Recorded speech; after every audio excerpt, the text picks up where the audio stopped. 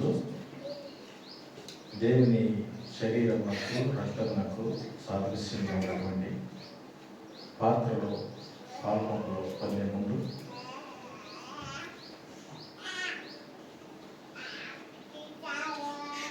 మన విశ్వాస జీవితం ఎలా ఉంది, దేవునితో ప్రయాణం ఎలా ఉంది, భక్తి సాధన ఎలా ఉంది అని మన వైపు మనమే చూసుకుని మన జీవితాన్ని సరి చేసుకోవడానికి, దేవునితో ప్రయాణం సరైన విధానంలో కొనసాగించడానికి వాక్య ధ్యానం చేస్తామండి. మరి ఈరోజు పరిశుద్ధ దినం, మరి దేవుని ప్రభువుని ఆరాధించాం వాక్యంతో, సత్యంతో, పాటల ద్వారా. మరి పాత్రలో పాల్గొంపులు పొందే ముందు లేఖన భాగంలో నుంచి కొన్ని విషయాలు చూద్దాం. చూచి దేవునికి మనకి ఏదైనా ఆటంకమైనది, దేవుడు విభేదించే విషయాలు మన జీవితంలో, మన అంతరంగంలో, హృదయంలో ఏమైనా ఉన్నాయేమో అని వాక్యాధారంగా ఒకసారి మనం సరి చేసుకున్నాం. కొలస్సీయులకు రాసిన పత్రిక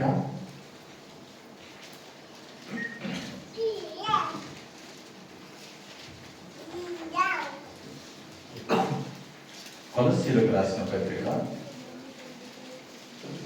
3వ అధ్యాయం 1 నుంచి 5 వచనాలు అందరూ కలిసి చదువుదామండి. మీరు క్రీస్తుతో కూడా లేపబడిన వారైతే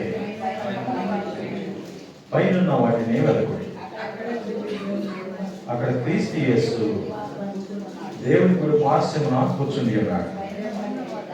పైనున్న వాటి మీదనే కానీ భూ సంబంధమైన వాటి మీద మనస్సు పెట్టుకొనకూడదు. ఏలయనగా మీరు మృతి పొందితే మీ జీవము క్రీస్తుతో కూడా దేవుని యందు దాచబడి ఉంది. మనకు జీవమై ఉన్న క్రీస్తు ప్రత్యక్షమైనప్పుడు మీరు ఆయనతో కూడా మహిమ యందు ప్రత్యక్షపరచబడు. కావున భూమి మీదనున్న మీ అవయవములను అనగా జారత్వమును, అపవిత్రతను, కామాతురతను, దురాశను, విగ్రహారాధన అయిన ధనాపేక్షను చంపివేయి. 2వ అధ్యాయం 12వ వచనం కూడా కలిపి చదువు. మీరు బాప్తిస్మం ముందు ఆయనతో కూడా పాతిపెట్టబడిన వారు, ఆయనను మృతుల్లో నుండి లేపిన దేవుని ప్రభావం విశ్వసించుట ద్వారా ఆయనతో కూడా రోమపత్రిక 6వ అధ్యాయం 3వ వచనం.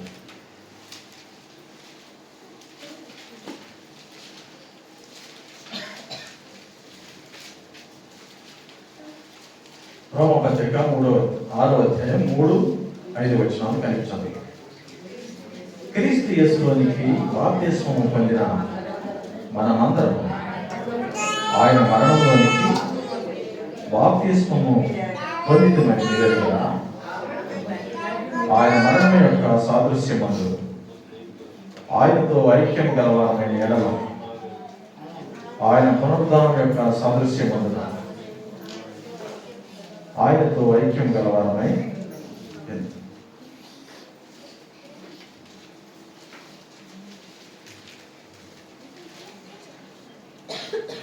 కొలస్సీ సంఘానికి ప్రభువు వారు చెప్తున్నారు ఏమంటే, మీరు క్రీస్తుతో కూడా లేపబడిన. 2వ అధ్యాయం 12వ వచనంలో ఏమన్నదంటే, మీరు బాప్తిస్మం ముందు ఆయనతో కూడా పాతిపెట్టబడిన వారు, ఆయనను మృతుల్లో నుండి లేపిన దేవుని ప్రభావంలో విశ్వాసం వలన ద్వారా ఆయనతో కూడా సంఘానికి చెప్తున్నారు ప్రభువు వారు ఏమనంటే, మీరు క్రీస్తుతో కూడా లేపబడిన వారైతే పైన వాటిని వెనకండి. క్రీస్తుతో కూడా లేపబడటం అంటే ఏంటి అసలు? లేపబడటం అంటే ఏంటండి? రోమపత్రిక 6:3-5 చదివాము, కొలస్సీ 2:12 చదివాము. మీరు ఎప్పుడైతే బాప్తిస్మం తీసుకున్నారో మీరు అప్పుడే చనిపోయారు అని స్పష్టంగా రాసి ఉంది. పన్నెండులో ఏమన్నదండి అక్కడ? మీరు బాప్తిస్మమందు వాటితో కూడా పాతి పెట్టబడ్డారు. దేవుణ్ణి అంగీకరించిన సమాజం అంట ఎప్పుడైతే బాప్తిస్మంలో సాక్ష్యం ఇస్తారో అప్పుడే చనిపోయారంట.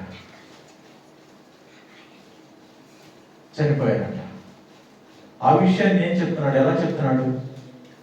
మీరు చనిపోయారు కదా, పైన ఉన్న వాటిని వెతకండి అని చెప్తున్నాడు. అక్కడ ఏమని రాస్తుంది? 3:1 ఒకసారి చూడండి. స్పష్టంగా మీరు చనిపోయారు అని చెప్తున్నాడు. మరలా 3:1 ఏమని చెప్తున్నాడంటే లేపబడిన వారైతే. అసలు మీరు చనిపోతేగా, ఒకవేళ మీరు చనిపోతే రోమపత్రిక 6:3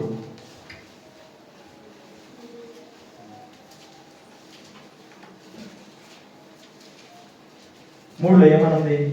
క్రీస్తు యేసులోనికి బాప్తిస్మము పొందిన మనమందరము ఆయన మరణంలోనికి బాప్తిస్మము పొందితమని మీకు తెలుసా? మీరు చనిపోయారని. మీరు ప్రభువు నామమున బాప్తిస్మం తీసుకున్నారు కదా, మీకు తెలుసా? మర్చిపోయారా? మీకు తెలియదా? అక్కడ ఏమన్నా క్వశ్చన్ మార్క్ కూడా ఉంది. మీరు ఎరుగరా? ప్రభు మరణంలో కూడా సాదృశ్య రూపంగా మీరు చనిపోయారు, మీకు తెలియదా అని అంటున్నాడు. కింద ఏమన్నది?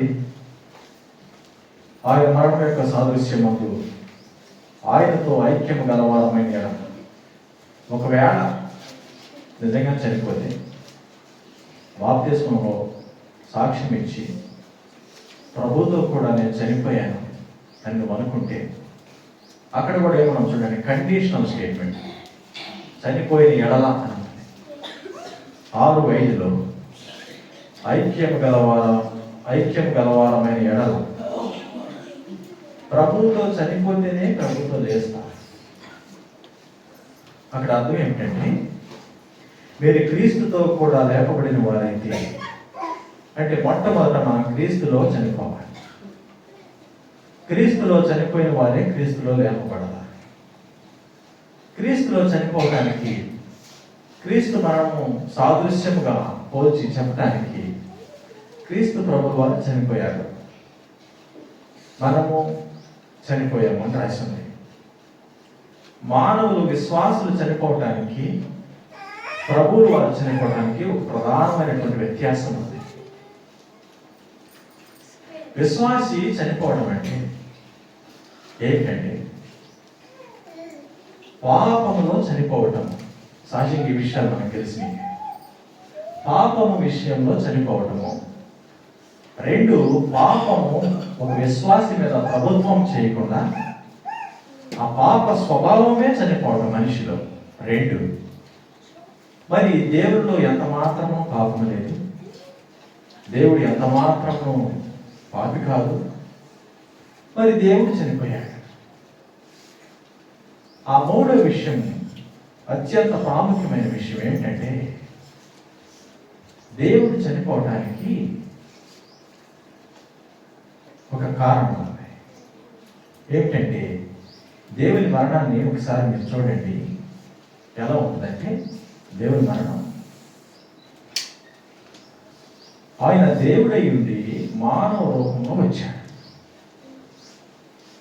ఆయనకి శరీరం ఉండదు, ఆయన మానవుడు కాదు, ఆయనకు రక్తం ఉండదు, ఆయన మహామహుడు. దేవుడు ఇలా ఉంటాడు అని చెప్పడానికి ఎవరి తరం కాదు. అంతటి దేవుడు ఒక మానవ రూపంలో, ఇన్కార్డినేషన్, ఆయన మానవుడు కాదు కానీ మానవుడు అయ్యాడు, మానవుడుగా మార్చబడ్డాడు. తనకి ఇష్టమైంది మార్చబడి లోకానికి వచ్చినాక ఎలా బ్రతికాడంటే తన తండ్రి చిత్తాన్ని నెరవేరుస్తూ వచ్చాడు. ప్రభువు వారు మనందరికి తెలుసు ఎలా ఉంటారు. తండ్రి, కుమారుడు, పరిశుద్ధాత్ముడు, త్రియేక దేవుడు. తను శరీరము లోకానికి వచ్చాడు, కానీ తండ్రి చెప్పినవన్నీ జరిగిస్తున్నాడు. ఆయన మనిషిలాగా కనిపిస్తున్నాడు, కానీ దేవుడై ఉండి తండ్రి విషయాలన్నీ లేఖనాలు నెరవేరుస్తున్నాడు. ఆ విషయము ఎక్కడో ఒకసారి చూడండి. యోహాను సువార్త 14వ అధ్యాయం 31వ వచనం.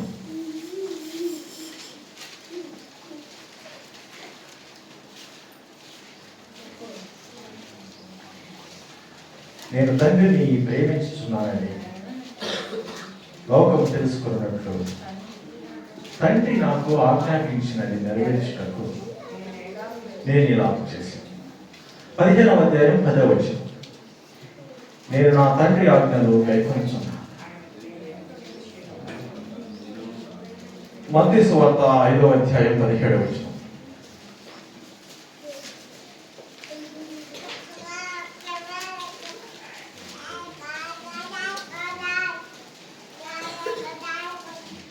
మత్తయి సువార్త 5వ అధ్యాయం 17వ వచనం. ధర్మశాస్త్రమునైనను ప్రవక్తల వచనములనైనను కొట్టివేయవచ్చునని తలంచుకోలేదు. నెరవేర్చుటకే కానీ కొట్టివేయటకు నేను రాలేదు. యోహాను సువార్త 5వ అధ్యాయం 38వ వచనం. యోహాను సువార్త 6వ అధ్యాయం 38వ వచనం. నా ఇష్టమును నెరవేర్చుకున్నటకు నేను రాలేదు, నన్ను పంపిన వాని చిత్తము నెరవేర్చుటకే పరలోకం నుండి దిగి వచ్చింది. తర్వాత మత్తయి సువార్త 26వ అధ్యాయం 39వ వచనం.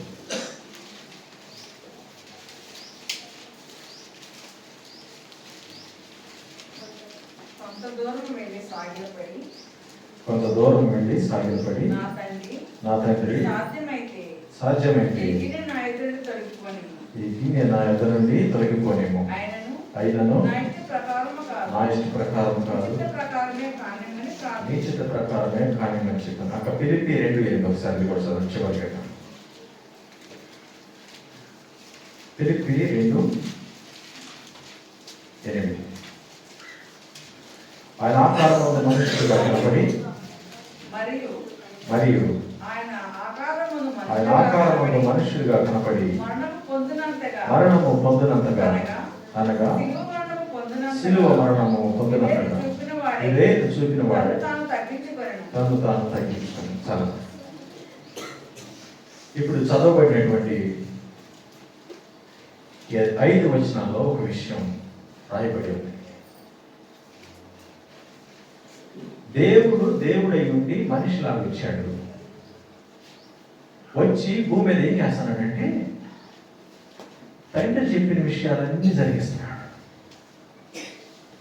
వాటిల్లో ఏమున్నాయి చెప్పండి? మనం చదివినట్లు దేవుని ఆజ్ఞలు ఉన్నాయి, ధర్మశాస్త్రం ఉన్నది, ప్రవక్తల వచనాలు ఉన్నవి.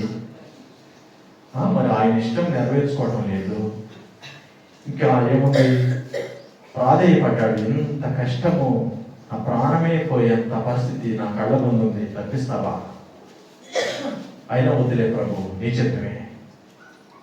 చివరిగా చదివిన ఫిలిప్పీ పత్రికలో ఏమన్నదంటే తన ప్రాణాన్ని అప్పగించేంత దీనత్వం తగ్గించుకున్నాడు. తండ్రి కోసం తన ప్రాణాన్ని అప్పగించుకునేంత శిలువ మరణం అని ప్రత్యేకంగా రాసి ఉన్నది. తనను తాను శిలువ మరణమునకు అప్పగించుకున్నాడు. శిలువ మరణం అంటే ఆనాటి రోమ సమాజంలో శపింపబడిన వారికి విధించే శిక్ష, శాపగ్రస్తులకు. అందుకని కొత్త నిబంధనలో రాసి ఉంటుంది ఏమనంటే ఆయన మన పాపముల నిమిత్తము శాపగ్రస్తుడాయన. అంత హీనమైనటువంటి దయనీయమైనటువంటి మరణానికి కూడా అప్పగించుకున్నాడు. ఎందుకంటే తండ్రి చిత్తాన్ని నెరవేర్చడానికి. ప్రభువు మరణం గావించబడే ముందు ఈ విషయాలన్నీ జరుగుతూ ఉన్నాయి. ప్రభువు జననం నుంచి మరణం వరకు ఇలా జరుగుతుంది. మరి మానవులు ఇన్ని సాదృశ్యంగా చెప్పేటప్పుడేమో మీరు కూడా చనిపోయారు, నా యందు విశ్వాసం ఇచ్చారు, బాప్తిస్మంలో సాక్ష్యం ఇచ్చారు, కనుక మీరు నా సంతానం, మీరు నాతో కూడా పాతి కట్టబడ్డారు, మరలా లేచారు నా యందు విశ్వాసం ఉంచుతారు. కాబట్టి ఇప్పుడు చదవండి కొలస్సీ పత్రిక 3:1 ఏమన్నదండి? మీరు క్రీస్తుతో కూడా లేపబడిన వారైతే పైనున్న వాటిని వెలుగుతారు. అసలు ఆ విశ్వాసులకి మనం చనిపోయామన్న విశ్వాసం తెలియాలి, విషయం తెలియాలి. దేవుడితో కూడా చనిపోయారన్న విషయం తెలిస్తేనే దేవుడితో కూడా లేచారన్న విషయం తెలుస్తుంది. మరి చనిపోవడం అంటే సహజంగా సేవకులు 2 విషయాలు చెప్తారు. ఏంటంటే పాపం విషయంలో చనిపోవడం, మరి పాపము మన మీద ప్రభుత్వం చేయకుండా ఉండే విషయంలో చనిపోవాలని చెప్తాను. మనం ఈ వచ్చిన భాగాలు 5 వచనాలు ఎందుకు చదివామంటే, ప్రభువులు వారు విధేయత చూయించి చనిపోయాడు తండ్రి వారికి. తనను తాను తగ్గించుకుని మరణం అనేది చివరిగా అనుభవించినటువంటి ఒక ఘటము. దానికి ముందు ప్రభువులు వారు వాక్యాన్ని నెరవేరుస్తా విధేయుడై వాక్యానికి లోబడి లోబడి లోబడి లోబడి చివరికి మరణం వచ్చింది. మరణానికి కూడా లోబడ్డాడు. విషయం ఏమిటంటే ప్రభువులు వారి దేహంలో ఉండి దేవుని వాక్యానికి లోబడతా, దేవుని చిత్తాన్ని జరిగిస్తా, అలా దేవుని చిత్తాన్ని జరిగిస్తా జరిగిస్తా జరిగిస్తా జీవిస్తుంటే మరణం వచ్చింది ముందుకి. అది తండ్రి చిత్తం కాబట్టి మరణాన్ని కూడా తొలగించాడు. మరి మనుషులు మనం జీవిస్తున్నాము. సహజంగా విశ్వాసులకి మనందరికీ ఒక విషయం తెలుసు, దేవుని నమ్ముకున్నాం, ఇక పాపం చెయ్యం, పాపం మన మీద ప్రభుత్వం చేయదు, ఇక లోకానికి అపవాదికి మన మీద ఎంత మాత్రం అధికారం లేదు అని మనం నమ్ముతాం, బోధిస్తాం, వింటాం. ఇంకొక విషయం మనకు తెలియదు ఏంటంటే, దేవుని వాక్యానికి విధేయత చూయిస్తూ విధేయత చూయిస్తూ విధేయత చూయిస్తూ మరణం వరకు నమ్మకంగా జీవించాలి. అది ప్రభువుల వారి జీవితం నుంచి, ప్రభువుల వారి మరణం నుంచి, ప్రభువుల వారి మరి ప్రణాళిక నుంచి మనం తెలుసుకోవాలి. ఒక విశ్వాసి అయినటువంటి వ్యక్తి ఏం చేయాలంటే, మరి మీరు క్రీస్తుతో కూడా లేపబడిన వారైతే అని ఉందంటే, మనం ఏ విషయంలో చనిపోయామని లేపబడటానికి అందరికీ ఒక విషయం తెలుసు. ఇదే విషయం, మనం ప్రభువు వారిని అంగీకరించాము, ఇక అపవిత్రమైన కార్యాలు జరిగించకూడదు, పాపం చేయకూడదు, పాపం నా మీద ఏలుబడి చేయకూడదు, అంతవరకే మనం పాటిస్తాం. కానీ ఇంకొక విషయం ఉంది, ఏమిటంటే ప్రభువుల వారి వాక్యము నెరవేర్చడం కూడా మన విధి. ప్రభువుల వారి వాక్యము, దేవుడు మనకి ఇచ్చినటువంటి ఆజ్ఞలు నెరవేరుస్తా నెరవేరుస్తా నెరవేరుస్తా జీవిస్తా ఉంటే అప్పుడు మనం చనిపోయినట్టు, అప్పుడు మనం క్రీస్తుతో కూడా లేస్తాం. ఏమన్నది అక్కడ? మీరు క్రీస్తుతో కూడా లేపబడిన వారైతే పైనున్న వాటినే వెలుగుతాయి. మరి మన జీవితము, విశ్వాస జీవితం, దేవునితో ప్రయాణం, భక్తి సాధన, ఇది ఎలా ఉండాలంటే వాక్యమును అనుసరిస్తూ జీవిస్తా ఉంటే, పాపము మన మీద ప్రభుత్వం చేయకుండా, పాపానికి మన జీవితంలో అవకాశం లేకుండా జీవిస్తామంటే అది దేవునిలో చనిపోయిన జీవితం. నువ్వు లేచావంటే ఆ విషయం నీకు తెలిసిందని. నేను లోకంలో ఉన్నాను, ఒకప్పుడు లోకంలో నుంచి వేరు చేయబడ్డాను, దేవుని సంఘంలో చేర్చబడ్డాను, పాపాన్ని విడిచిపెట్టాను, పరిశుద్ధుడిగా తీర్చబడ్డాను, దేవుని సంతానంగా పరిగణించబడ్డాను. దేవుని కుమారత్వం నాకు అనుగ్రహించారు. ఇక నేను చనిపోయేవాడిని కాదు. నా దేహమందు, నా జీవితమందు, నా అంతరంగంలో, నా ప్రవర్తనలో దేవుని వాక్యము కార్యసిద్ధి కలుగుతుంది, నేను నెరవేరుస్తున్నాను అని మనకు తెలిసి ముందుకు వెళ్తా ఉన్నప్పుడు ఏం చేస్తారంటే అప్పుడు పైకి చూస్తారంట. రెండు తను పైకి ఎత్తి ఆకాశం వైపు చూసి ఇట్లా చూస్తూ ఉంటారు. ఒకసారి తల పైకి ఎత్తండి. మీరు ఏం కనిపిస్తుంది? ఏం కనిపిస్తుంది? ప్రభువులు వారు తాను చెప్పి వెళ్ళేటప్పుడు ఎక్కడికి వెళ్ళారు? ఆరోహణం అయిపోయాడు. అక్కడ మీరు చూస్తున్న యేసే మరలా వస్తాడు. అక్కడ రాయబడి ఉంది, సంఘానికి, విశ్వాసులకి, దేవుని అంగీకరించిన మనుషులకి రాయబడి ఉంది. పైకి చూడండి ఒకసారి. నువ్వు లోకంలో చనిపోయావు కదా, పాపం మీద జయం వచ్చింది కదా, దేవుని వాక్యాన్ని ఆధారం చేసుకుని బ్రతుకుతున్నావు కదా, దేవుని ఆజ్ఞను పాటిస్తున్నావు కదా, దేవుని వాక్యానుసారం బ్రతుకుతున్నావు కదా, పైకి చూడు, పైకి చూడంటున్నాడు. అసలు విషయం ఏమిటంటే మనుషులందరూ కిందకి చూడటం కోసం దేవుడి దగ్గరికి వస్తారు కదా. చాలా మంది దేవుడి దగ్గరికి ఎందుకు వస్తారండి? మాకు చదువు కావాలని, ఉద్యోగాలు కావాలని, వ్యాపారాలు కావాలని, డబ్బులు కావాలని, ఆరోగ్యం కావాలని, స్వస్థతలు కావాలని, అవసరాలు తీర్చాలని, వీటి కోసం వస్తారు. దేవుడి దగ్గరికి ఎందుకు వస్తారు? కానీ ప్రభు వారు అన్నాడు, నువ్వు ఎట్లా వచ్చినా కానీ బాబు, నువ్వు పైకి చూడు. కిందే మనం చదవండి. అక్కడ పైన వాటి మీదనే కానీ భూ సంబంధమైన వాటి మీద మనస్సు పెట్టుకొనకుడి. ఏలయనగా మీరు ముట్టుకుంది మీ జీవము క్రీస్తుతో కూడా దేవుని యందు దాచబడింది. చాలా మీ మనస్సు అంతా పైన ఉండాలంట. మీ కన్నులేమో పైకి చూడాలంట. ఒక మృతదేహం ఉందనుకోండి, సపోజ్ ఇది మృతదేహం అనుకోండి. ఇది కోహినూర్ డైమండ్ అనుకోండి. తీసుకొచ్చి మృతదేహం పక్కన పెడితే ఏమైనా విలువ మారుతుందండి? మృతదేహానికి మారుతుందా? మృతదేహం ఏమైనా చెల్లించిందా దానికి? మనం బతికున్నాం అనుకుంటే అటు ఇటు చూసి వెంటనే జేబులో పెట్టుకున్నాం. ఏం చేస్తాం? డైమండ్ కానీ గోల్డ్ కానీ ఏదైనా విలువైన ఉంటే ఏం చేస్తాం? వెంటనే అటు ఇటు చూసేసి తీసేస్తాం.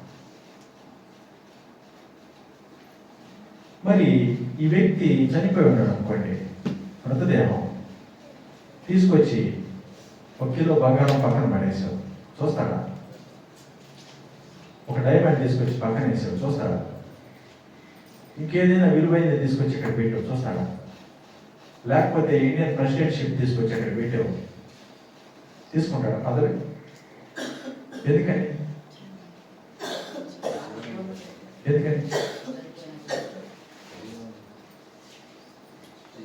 అతనిలో ఎంత మాత్రమును జీవము లేదు. అతనిలో ఎంత మాత్రమును జీవము లేదు. అతను చూడలేడు, ఆశించలేడు, తృప్తి చెందలేడు, ఏమీ చేయలేడు. అక్కడ నిరాశించండి. మీరు పైన వాటి మీదే కానీ భూ సంబంధమైన వాటి మీద మనస్సు పెట్టుకోండి. ఎందుకంటే మీరు మృతి పొందేది. ఈ లోకంలో అవి ఇవి సాధించడానికి నువ్వు సజీవంగా ఉంటే కదా ఇక్కడ నువ్వు ఆల్రెడీ చనిపోయి ఉన్నావు. ఇంకెందుకు ఇక్కడ ఎర్త్లీ థింగ్స్ చూస్తావు?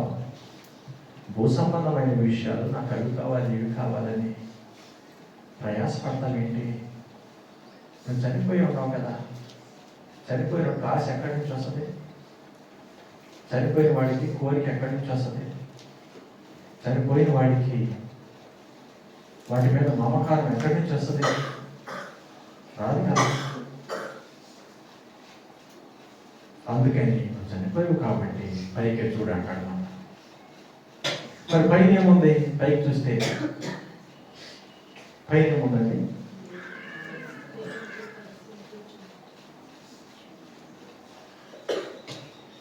పైన ఏముందంటే అక్కడ క్రీస్తు దేవుని కుడి పార్శ్వమున కూర్చొని దేవుని రాజ్యం స్వర్గం ప్రభు వారి సింహాసనాసీనులై ఉన్నారట. అక్కడ కూర్చుంటే నా వైపు చూసి నన్ను కాంక్షించండి అంటున్నాడు. దేవుడిని వెతకమంటున్నాడు. నన్ను వెతుకు, నన్ను వెతుకు, నన్ను వెతుకు. భూమి మీద ఏం లేదు, నువ్వు భూమి మీద చనిపోయావు. నువ్వు నన్ను అంగీకరించావు కదా, నువ్వు నాలో భాగం అయిపోయావు. ఇక నువ్వు నేను వేరు కాదు.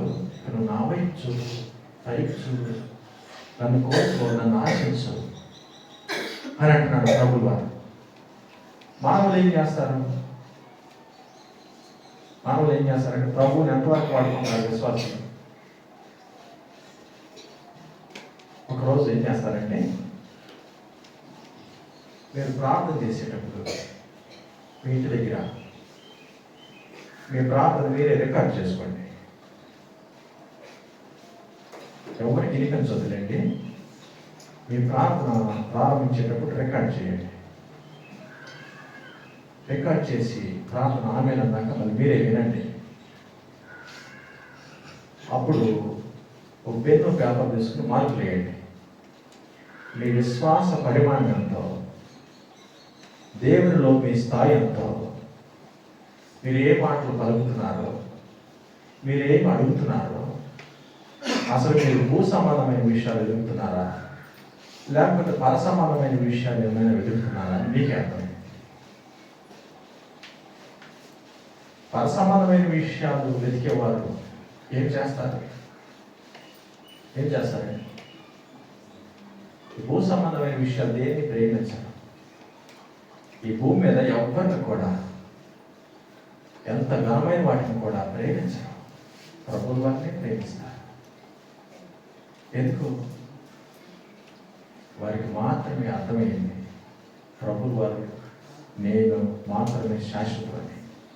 చివరిగా మిగిలేది ఏంటంటే ఒక విషయం చెప్తాను. మనందరికీ కుటుంబాలు ఉంటాయి, బంధువులు ఉంటారు, మరి పిల్లలు ఉంటారు, తల్లిదండ్రులు ఉంటారు, అక్కచెల్లెలు ఉంటారు, అన్నదమ్ములు ఉంటారు, అందరూ ఉంటారు కదా. చివరికి ఒక మనిషికి మిగిలేది ఏంటంటే ఏ మనిషికి ఆ మనిషి దేవుడు, ఇవి రెండే మిగిలేది. ఈ మానవ సంబంధాలన్నీ భూమి మీద అంతరించిపోతాయి. తెలుసా మీకు ఆ విషయం? దేవుని రాజ్యంలో వివాహము చేయరు, వివాహానికి ఇవ్వబడరు. వివాహాలు ఉండవు అక్కడ. ఇట్లా మనం ఒకరినొకరు ప్రేమించుకున్నట్టు ఇట్లా ఉండదు అక్కడ దేవుని రాజ్యం. ఎవరైనా దేవుని రాజ్యం చూశారండి? దేవుని రాజ్యం ఎవరైనా చూశారా? దేవుని మహిమ అనుభవించారు ఎప్పుడైనా ఎవరైనా? ఒక్క నిమిషమైనా, నిమిషమైనా ఎప్పుడైనా ఎవరైనా అసలు దేవుడి రాజ్యం అంటే మనం చూశారు? స్వర్గం చేసినాక చూడలేదా? రాజరాజం చూడలేదా? పద్మాంటి మీరు ఏమన్నా చూసారా? పద్మాంటి టైంకి వస్తారు ప్రేయర్కి. మరి దేవుడు రాజ్యం ఎక్కడ ఉంటుంది నేను చెప్తాను. కొంతమంది భక్తులు చెప్పారు దేవుడు నాకు చూపించాడు. చూపించడం అంటే ఏదో కళలో చూడటం కాదు, ఎక్స్పీరియన్స్ చేయడం, అనుభవించడం. దేవుడి రాజ్యం ఎలా ఉంటుందంటే ఒక ఫ్రాక్షన్ ఆఫ్ సెకండ్ కూడా భూ సంబంధమైన విషయాల గురించి కానీ, ఇతరుల గురించి కానీ, మరి ఏ విషయం గురించి కూడా ఆలోచించేంత అవకాశం కూడా ఉండదు. నువ్వు ఏ విషయం గురించి ఆలోచించలేవు. అసలు పిల్లల గురించి కానీ, లోకం గురించి కానీ, వ్యక్తుల గురించి కానీ, ఏ విషయం గురించి నీకు ఆలోచించే అవకాశమే ఉండదు. మరి ఎలా ఉంటుంది? ఆలోచించే అవకాశం లేకపోతే ఎలా ఉంటుంది? మానవ ఆ దేహము అమర్చే శరీరము దేవుని రాజ్యంలో ఉన్నటువంటి ఆత్మలో ఎలా ఉంటుందంటే దేవుని మహిమతో నిండిపోవాలి. దేవుని మహిమతో నిండడం అంటే ఎట్లా అంటే ఇక అంత సంతోషాన్ని ఈ బాడీ తీసుకోలేదు, పట్టలేదు. ఆ ఆనందాన్ని పట్టుకోలేదు, అసలు పట్టలేక అస్సలు బరస్ట్ అయిపోయినంత, భరించలేనంత ఆనందం. ఒక మాట చెప్పాలంటే దేని గురించి కనీసం ఆలోచన కూడా నీకు రాదు, వచ్చే అవకాశమే ఉండదు. నువ్వు ఆ సంతోషాన్ని ఆనందాన్ని భరించలేవు, నీకు భరించలేవు. ఊపిరి ఆడకుండా నవ్వుతాం. ఎప్పుడైనా చూసారా?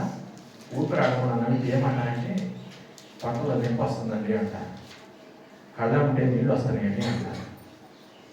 నవ్వే ఎప్పుడైనా? నేను కూడా నేను అసలు ఆనందం అసలు పనికే రాదు దాని ముందు. ప్రభువులు వారి మహిమ ఒక మనిషిలో నిండిపోతే అది ఎలా ఉంటుందంటే అది భాషతో చెప్పలేము. అంత భయంకరమైనటువంటి ఆనందం. మరి అటువంటి ఆనందం మనుషులకి ఇవ్వడానికి దేవుడు సిద్ధం చేశాడు. దేవుని రాజ్యము, దేవుని మహిమ అంటే మనుషులు అనుకుంటారు ఇక్కడ కారు వారి రోడ్లు ఉంటాయి, అక్కడ కూడా రోడ్లు ఉంటాయంట, అక్కడ కూడా ఇల్లు ఉంటాయంట. ఇల్లు ఉండే మాట వాస్తవమే, రోడ్లు ఉండే మాట వాస్తవమే. ఆ దేవుని వాక్యంలో రాసి ఉంది. కానీ నువ్వు ఎట్లా నడవు? బంగారం అంటే సిమెంట్ రోడ్డు బంగారం. అక్కడ ఉండే దేహం వేరు, అక్కడ అనుభవించే స్థితి వేరు, అక్కడ మనుషులకు ఉండే హోదా వేరు. అవి భాషతో చెప్పడానికి కుదరదు ఇలా ఉందని. మీకు కావాలంటే డీజీఎస్ లింకన్ గారు మల్టిపుల్ టైమ్స్కి వెళ్ళారంట హెవెన్స్. ఒకసారి కాదు, 2 సార్లు కాదు, 1 నిమిషం కాదు, ఇయర్స్ టు ఇయర్స్ అన్నమాట. సంవత్సరాలు దేవుడితో సహవాసం చేసి దేవుని దగ్గరికి వెళ్ళటం, దేవుని రాజ్యం చూసి రావడం, దేవుడితో మాట్లాడటం, దేవుడు రావడం. తెనాలి వచ్చి వెళ్ళొస్తాం అనమాట. ఆయన చెప్తాడు వినండి. ఆయన చెప్పింది మేమెందుకైనా అంటారా? సరే మీరు కూడా మోకరించి ప్రార్థన చేయండి, దేవుడు మీకు కూడా చూపిస్తాడు. మరి అట్లాంటి మహిమ దేవుని రాజ్యము. దేవుడు అంటున్నాడు, మీరు లోకంలో చనిపోయారు కదా, పైకి చూడండి, పైన వాటిని వెతకండి. పైన దేవుడు ఉన్నాడు, దేవుని రాజ్యం ఉంది, దేవుని మహిమ ఉంది, దేవుని నీతి ఉంది. అవి శాశ్వతమైనవి, అవి శాశ్వతమైనవి. నా బ్రదర్ చెప్పాడు, శాశ్వతమైన ప్రేమతో మిమ్మల్ని ప్రేమిస్తున్నాను. దాని కంటిన్యూషన్ ఏమంది? విడువక మీ ఎడల కృప చూపిస్తున్నాను. విడువక అంటే గ్యాప్ లేదనమాట. కృప అంటే ఏంటి? కృప అంటే అపాత్రత. మనం దేనికైతే పాత్రులకు కాదో దాన్ని పాత్రుడిగా చేయటం ఒక్కసారి కాదు, 1 టైం ఈవెంట్ కాదు, ఒకసారి జరిగించి నువ్వు పాత్రుడు కాదు, నేను పాత్రుడిగా చేశానని విడిచిపెట్టాల. విడువక నీ ఎడల కంటిన్యూస్ గ్రేస్ అన్నమాట. ఇక ఆ కృప నీ నుంచి తొలగిపోదు. నువ్వు ఆ కృపలో నుంచి బయటకు వేరైపోలేవు. నువ్వు దేవుని కృపలోనే ఉంటావు. ఎందుకంటే దేవుడు నిన్ను విడవకుండా ప్రేమిస్తున్నాడు. అంత ప్రేమించి అంత కృపణించి దేవుడు అంటున్నాడు, పైన వాటిని వెతకండి బాబు. ఈ లోకంలో చనిపోయావు కదా, దేవుడి వాక్యానుసారం బ్రతుకుతున్నావు కదా, పైకి చూడగా పైన నేనున్నాను. దేవుని రాజ్యం ఉంది, దేవుని మహిమ ఉంది, దేవుని నీతి ఉంది. నా వైపు చూడి. భూమి మీద ఏం లేదు, భూమి మీద వెతకటానికి. నువ్వు భూమి మీద చనిపోయి ఉన్నావు. నువ్వు వెతికినా, నువ్వు కనుగొన్నా అవి నీకు వ్యర్థం. ఎందుకంటే నువ్వు చనిపోయావు కదా. నీకు విలువైనవి, ఘనమైనవి ఏమైనా పొందామనుకో, దొరికినాయి అనుకో, అయినా యూస్లెస్. ఎందుకు? నువ్వేం చనిపోయి ఉంటే నీకేమి ఇచ్చినా వ్యర్థం కదా. ఈ లోకంలో నువ్వు ఎంత ప్రయాసపడి ఏది కావాలని ఆశించినా, ఏది నీ దగ్గరకు వచ్చినా నువ్వు దాన్ని తీసుకోలేవు. అదంత ఘనమైనది కాదు, అవి శాశ్వతమైనవి కాదు.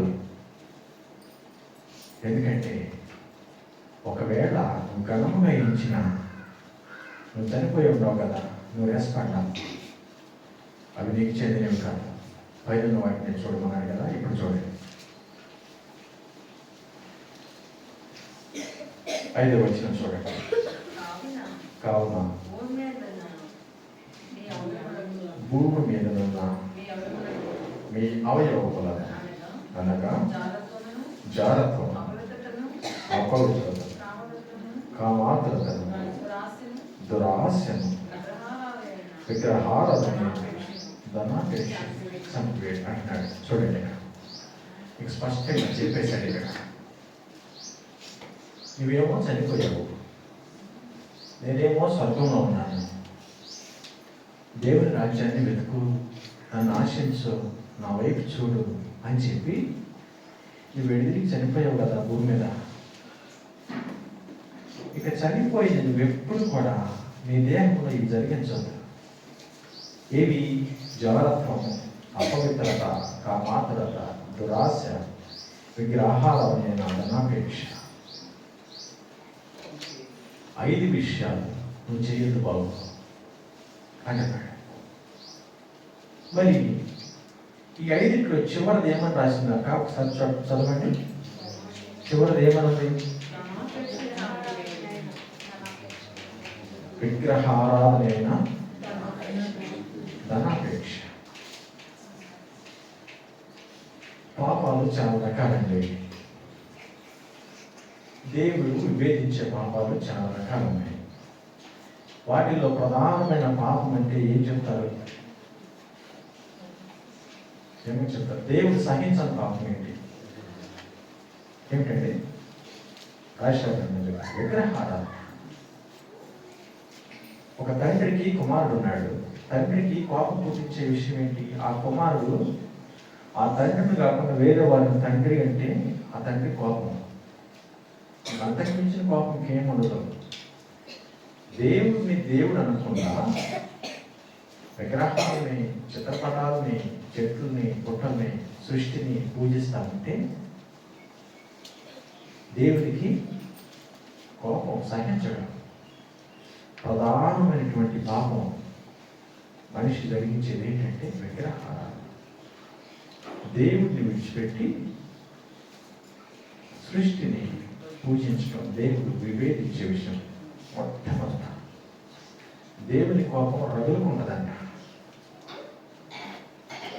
రెండో పాపం ఏంటో తెలుసా? ఆ పదము ఇంక ఏ పాపానికి రాయబడి ఉండదు. చదవండి, ఇప్పుడు చదవండి. విగ్రహారాధన అయినా ధనాపేక్ష. ధనం మీద ఆశ అంట. దేవుడు చెప్తున్నాడు, విగ్రహారాధనతో పోల్చి చెప్తున్నాడు దేవుడు. రెండవ అతిపెద్ద పాపము దేవుడు తీవ్రంగా పరిగణించేటువంటి విషయం ఏమిటంటే ధనాపేక్ష. ధనం మీద ఆశ, అపేక్షించడం కావాలనుకోవడం. ఎట్లా కావాలనుకోవడం? ఆంగ్ల బైబిల్లో ఒక పదం రాసింది, అక్కడ గ్రీడ్ అని రాసింది. తెలుగులోనేమో ధనాపేక్ష రాసింది. ఆంగ్ల బైబిల్లో గ్రీడ్ అని రాసింది.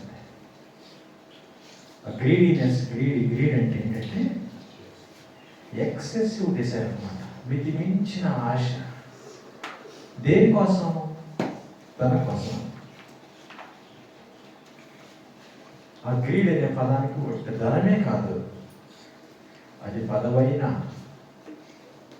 హోదా అయినా, అధికారమైన, ధనమైన, ఈవెన్ ఆహారమైన, మనం తీసుకునే ఆహారమైన, అదేదైనా కానీ దేవుని స్థానాన్ని మన జీవితంలో రీప్లేస్ చేస్తుందంటే అది విగ్రహారాధన. దేవుడు అంటున్నాడు, నువ్వు ఎదిగి చనిపోయాడు, అవి తీసేసుకో అంటున్నాడు. మీ దేహంలో ఇక ఉంది కానీ నీకు ధనం మీద ఆశ దేవుడిని తీసివేసి ఇంకొకటి వచ్చి దేవుడి స్థానంలో కూర్చునేది ఏదైనా కానీ అది మీకు వద్దు. ఎందుకంటే మీరు దేవుని అంగీకరించారు. చాలామంది ప్రభువుని ఘనంగా ఇచ్చే విషయంలో ఆలోచిస్తాం మనం. ఏదైనా ఆదివారం ఆరాధన చేస్తాను, దేవుని ఆజ్ఞ. అదే ఆదివారం ఏదైనా పని వచ్చింది, ఏం చేస్తామంటే పని మానుకోం. అదే రోజు ఫంక్షన్ వచ్చింది, ఆరాధన మానుకుంటాం, ఫంక్షన్కి వెళ్తాం. ఏమిటది? దేవుడిని ఘనంగా ఎంచి దేవుడికి ప్రథమ స్థానం ఇచ్చేటువంటి సమయం, ప్రైమ్ టైంలో, ప్రధాన సమయంలో, ఆ ప్రాధాన్యతలో, దేవుడికి ఇచ్చే ప్రాధాన్యతలో నువ్వు తీసుకొచ్చి వేరే విషయాన్ని పెడతావు. అట్లాంటి సందర్భాలు వస్తాయి మనకి. మరి మా బాబాయ్ గారు ఒక విషయం చెప్తాను, ఉపయోగం. బీఈడి చదువుకున్నాడు. ఇప్పుడు టీచర్ ఉద్యోగానికి జాబ్ రాస్తుంటే డిఎస్సి ఎగ్జామ్ ప్రతిసారి సండే వచ్చిన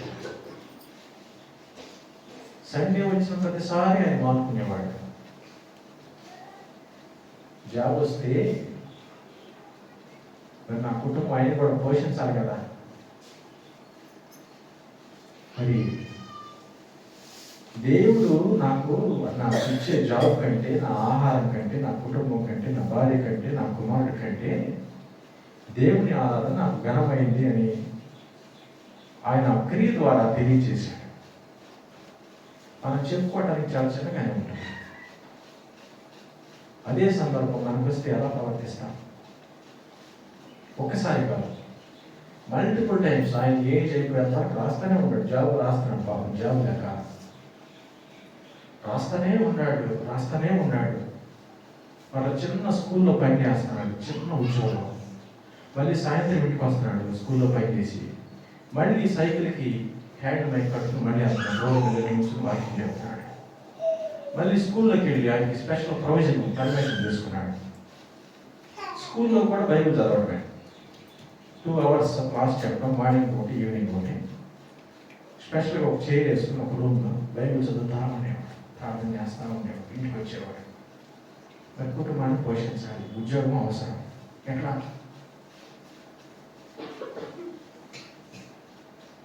అండి ఆయన ఏం చేశాడంటే,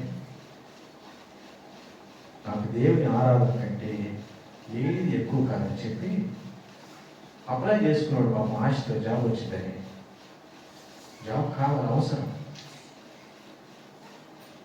ప్రతిసారి మానేసేవాడు ఎగ్జామ్ రాయటం,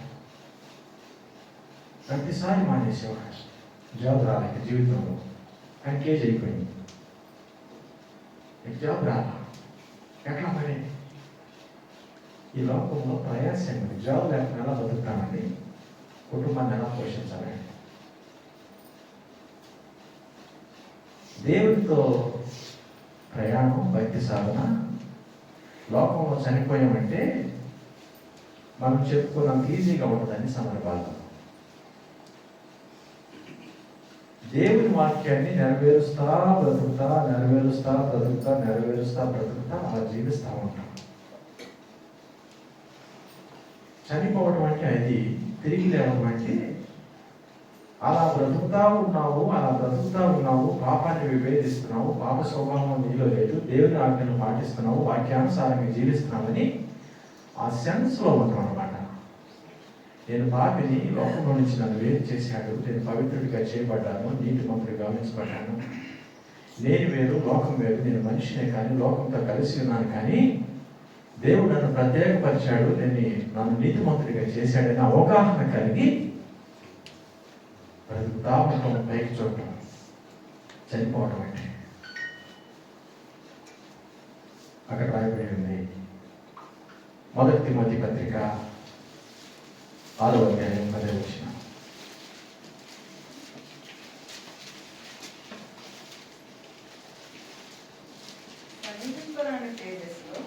అక్కడ 1 తిమోతి 6:10.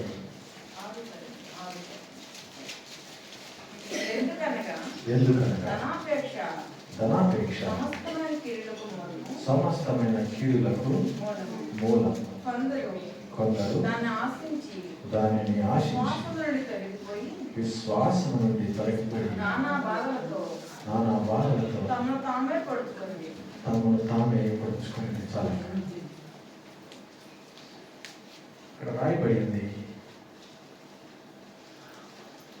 మితిమీరినటువంటి తీవ్రమైనటువంటి స్వప్రయోజనానికి చెందినటువంటి ఒక ఆశ, డబ్బు మీద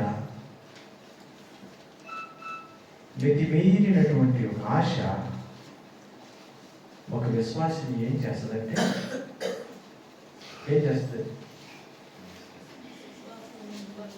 విశ్వాసం నుంచి తొలగిపోవడానికి కారణమయ్యే అవకాశం ఉందంట. అక్కడ తిమోతి గారు సేవ చేస్తున్నారు. ఒక సంఘం ఉంది. ఆ సంఘానికి రాస్తున్నారు ఏమని? మితిమీరినటువంటి తీవ్రమైనటువంటి డబ్బు మీద ఆశ నిన్ను దేవుడిలో నుంచి కూడా బయటికి తీసుకెళ్ళిపోయింది. అక్కడంటే కొంతమంది అంతా ఏం చేశారంటే, ఇక్కడ దేవుడు ఉన్నాడు హృదయంలో, ఇంకో భాగంలో డబ్బు మీద ఆశ కూడా ఉంది. ఈ డబ్బు మీద ఉన్నటువంటి ఆశ ఈ దేవుడి మీద ఉన్నటువంటి ఆశను అధిగమించేసింది. ఓవర్లాప్ అయిపోయింది, దిమ్మకి వచ్చేసి ఏం చేశారంటే అధిగమించిందన్న ఆశ ఆశ ఆశ ఆశ ఎక్కువైపోయి తమను తామే ఎవరిని అక్కడ పడుచుకున్నారు. ఒక విశ్వాసికి వచ్చే శ్రమలకి ప్రధానంగా 2 కారణాలు ఉంటాయండి. ఏంటంటే, ఒకటి, దేవుడు మనిషిని పరీక్షిస్తాడు, కొన్ని పరిస్థితులు కూడా అనుమతిస్తాడు. అపవాది కూడా మనిషిని శోధిస్తాడు, కొన్ని పరిస్థితుల ద్వారా, అనారోగ్యం ద్వారా, ఆర్థిక పరిస్థితుల ద్వారా, రకరకాలుగా అపవాది ఒక విశ్వాసం మీద దాడి చేస్తాడు. దేవుడు కూడా విశ్వాసాన్ని పరీక్షిస్తాడు. ఇక్కడ 3వ విషయం రాసి ఉంది. ఏమని? నేను దేవుడు పరీక్షించట్లా, అపవాది శోధించట్లా. నేను అక్కడ జరుగుతున్న విషయం ఏమిటంటే, తమను తామే పొడుచుకుంటారంట. పొడుచుకోవడం అంటే దేహానికి బాహ్యంగా అలా కాదు. తమ విశ్వాస జీవితం, తమకున్నటువంటి విశ్వాసం, దేవుని పట్ల ఆసక్తి, దేవుని క్రియలు, వాక్యాన్ని పాటించడం, వాక్యానుసారంగా జీవించడం, దేవుడితో ప్రయాణం, వీటిలో నుంచి తొలగిపోవటం అని అర్థం. దేవునితో అంటుకట్టబడినటువంటి ఒక విశ్వాసి, దేవునితో ప్రమాణం చేసి దేవునిలోకి వచ్చినటువంటి ఒక వ్యక్తి, సంఘంలో దేవుని పాత్రలో పాల్పొక్కులు పొందేటువంటి ఒక మనిషి ఏం చేస్తాడట? దీనిలో చెడిపోతాడట. రక్షణలో నుంచి, విశ్వాసంలో నుంచి, నీతిలో నుంచి, సంఘంలో నుంచి, పరిశుద్ధతలో నుంచి క్రమంగా వెనక్కి వెళ్ళిపోతాడట. వెళ్ళిపోయారంట కూడా అక్కడ రాసి ఉంది. తమను తామే పొడుచుకునేవి నష్టపరుచున్నారంట కొద్దిమంది.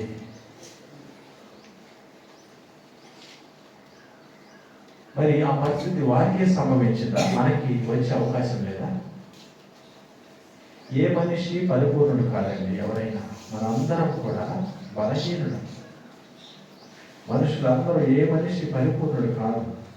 ఏ మనిషి ఎప్పుడు ఏ విధంగా ఎలా అయినా దేవుడి నుంచి వెళ్ళిపోవచ్చు, దేవుడిలోకి రావచ్చు, దేవుడిలో బలంగా ఉజ్జీవంగా ముందుకెళ్ళవచ్చు.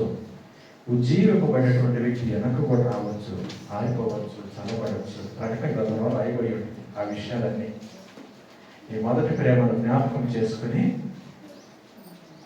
మరలా ముందుకు రా, మరలా మారు మనసు పొందు. మన సంఘాన్ని హెచ్చరించు కదా దేవుడు, పరిశుద్ధాత్మ దేవుడు. మనం దేవునిలో ఉన్నామంటే భక్తి దేవునితో ప్రయాణం అనేది కంటిన్యూస్ జర్నీ అన్నమాట. ఆ ప్రయాణం అట్లా కంటిన్యూ అవుతానే ఉంటుంది, సాగుతానే ఉంటుంది. ఒక్కరోజు బాప్తిసం తీసుకుంటే, ఒక్కరోజు పాత్రలో పాల్గొంటే, ఒక్కరోజు నీతిగా ఉంటే అయిపోతుంది. ఈ జీవితం అట్లా కొనసాగుతూ ఉండాల్సిందే, దేవునితో ప్రయాణం చేస్తూ ఉండాల్సిందే. దేవుడు వచ్చేంత వరకు, మనం వెళ్ళేంత వరకు. దేవుడు హెచ్చరిస్తున్నాడు ఏమనంటే, మీరు దేవునితో మృతి పొందారు, సంఘంలో చేర్చబడ్డారు, మీ జీవం నాతో ఉంది, మీ జీవం క్రీస్తుతో కూడా భద్రం చేయబడి ఉంది. మీరు ఎంత మాత్రం మనుషులు కాదే కదా, మీరు ఆత్మస్వరూపులు, మీరు ఆత్మ అయి ఉన్నారు. మనం అనుకుంటాం ఈ దేహంతో ఆలోచిస్తాము ఎప్పుడు అవిశ్వాసులాగా, మనుషులాగా, సాధారణమైన వ్యక్తులాగా ఎప్పుడు చాలా సాధారణంగా ఆలోచిస్తాం. ఈ జీవితం ఏంటి, ఈ భారం ఏంటి, ఈ పరిస్థితులు ఏంటి, ఇలానే ఆలోచిస్తాం. ఇక్కడే దేవుడు చెప్తున్నాడు, గొప్ప విషయాలు చెప్తున్నాడు. నీ జీవము, నీ ప్రాణము, నీ భవిష్యత్తు నా దగ్గర ప్రిజర్వ్ చేశాడు, భద్రం చేయబడి ఉన్నాడు. దేవుడు భద్రం చేశాడంట, ప్రొటెక్ట్, భద్రం చేయబడింది. ఒక మనిషి దేవుడిని అంగీకరించి సంఘంలోకి వచ్చి దేవుడిలోకి వచ్చాడంటే ఎంత గొప్ప విషయం అంటే, దేవుని చేతిలో భద్రం చేయబడ్డారంట. వారి ఆత్మ, వారి ప్రాణం, వారి భవిష్యత్తు, అష్యూరెన్స్, బీమా ఇన్షూర్ అయిపోయింది. ఈ భూమి మీద మనం ఆ పాలసీ, ఈ పాలసీ ఇన్సూరెన్స్ చేసుకోవడం కాదు, మన జీవాన్ని ఇన్సూరెన్స్ చేశాడు దేవుడు, భద్రం చేశాడు. దేవుడు చెప్తున్నాడు, నువ్వు క్రీస్తుతో కూడా లేకపోతే నీ తల పైకెత్తు, ఆకాశం వైపు చూడు, దేవుని రాజ్యాన్ని కాంక్షించు, దేవుని ఆశించు, దేవుని మహిమ ఆశించు అని చెప్తున్నాడు. మరి ఇట్లా ఆశించే వారు ఉంటారు మనలో, మనం కూడా చేస్తాం. చేసేటప్పుడు మనకు తెలియకుండానే ఈ ధనం అనేది ప్రతి మనిషికి, జీవనానికి, కుటుంబానికి, ప్రతి సందర్భంలో, ప్రతి దినం అవసరమే. ప్రతి మనిషికి, అందరికి కావాల్సింది. అది మోసం చేస్తుంది. మితిమీరినటువంటి ఆశ నిన్ను విశ్వాసం నుంచి తొలగిస్తుంది. కొంచెం జాగ్రత్తగా ఉండని చెప్తాను. దాని కంటిన్యూషన్ కిందే చెప్పాడు చూడండి. కావున అని రాసి ఉంటుంది 5వ వచనం ప్రారంభంలో. ఏం కావున? ఈ జీవము దాచిపెట్టి ఉన్నది కావున, నువ్వు మృతి పొందావు కావున, నువ్వు లేపబడ్డావు కావున, నువ్వు పైకి చూస్తున్నావు కావున, భూ సంబంధమైన వాటి గురించి చూడటం లేదు కనుక, నేను ధనం మోసం చేస్తున్నామో జాగ్రత్తగా ఉన్నాడు. ప్రియ సహోదరులారా, మరి మన ముందు ఉన్నటువంటి పాత్రలో పాల్గొనే ముందు మనం పరిశీలన చేసుకుందాం. దేవుడి వారికి మనం క్రీస్తుతో కూడా లేపబడి ఉన్నాం. మన జీవం దేవునితో ఉంది. భూ సంబంధమైన విషయాల గురించి విచారించి వెతుకాడేది కాదు. కానీ దేవుని ఆజ్ఞ ఏంటంటే, మీరు నా జనము, నా గొర్రెలు నా చేతిలో నుంచి ఎవరు అపహరింపలేడు. మన విశ్వాసం వ్యర్థం కాదు.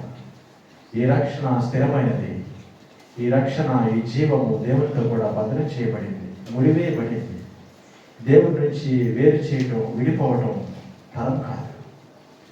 మనకుగా మనం వెళ్ళిపోతే తప్ప, మనకుగా మనం లోకాన్ని ఆశించి అది కావాలి ఇది కావాలని దేవుడిలో నుంచి పెకలించి బయటికి వెళ్ళిపోతే తప్ప మనం దేవుడితో విడివేయబడి ఉంది. మరి దేవుని వైపు చూద్దాం. మరి ధనాపేక్షను మనం హృదయం నుంచి తీసివేద్దాం. మరి ఆ విధంగా మనం పరీక్షించుకొని మనం దేవునితో ప్రయాణం చేస్తున్నామని, దేవుని ఆజ్ఞలు పాటించడానికి మనం బద్దులం. ఆ విషయాన్ని గుర్తుపెట్టుకోవాలి. దేవుని వాక్యాన్ని పాటించడానికి, మన జీవితంలోనికి తీసుకోవడానికి మనం బద్దులు. మనం తీసుకోవాల్సిందే, దేవుని వాక్యానుసారం బ్రతకాల్సిందే. ప్రభువులు వారే, యేసు ప్రభువులు వారు దేహంలో ఉండి తండ్రి చిత్తానికి నెరవేరడానికి నేను వచ్చాను అని చెప్పాడు. ప్రవక్తలు వచ్చిన వాళ్ళు ధర్మశాస్త్రాన్ని నెరవేర్చాడు. మరి తండ్రి ఇష్ట ప్రకారం మరణించాడు. మనం కూడా ఈ లోకంలో దేవుని కోసం బ్రతుకుతా కొన్నిటిని విసర్జించి కొన్నిటిని ప్రేమిస్తాం. దేవుని వాక్యం చెప్తుంది, దేవుని వాక్యము అనుసరిస్తా దేవునికి విధేయుడై మరి మనము లేపబడ్డామని గ్రహించి పైన విషయాలు చూస్తూ ముందుకు సాగిపోవాలని దేవుడు మనకి అటువంటి కృప అనుగ్రహించాలని మరి మనం పరీక్షించుకుని మన హృదయం అంతరంగం ఏ విధంగా ఉందో దేవుని ఎదుట మరి యోగ్యమైన విధానంలో మరి ఏవైనా కాని విషయాన్ని ఒప్పుకొని విడిచిపెట్టి దేవుని యొక్క నమ్మకంగా పాత్రలో పాల్గొనడానికి మనం సిద్ధం చేసుకున్నాం. అటువంటి కృప దేవుడు మనకి అనుగ్రహించనుగా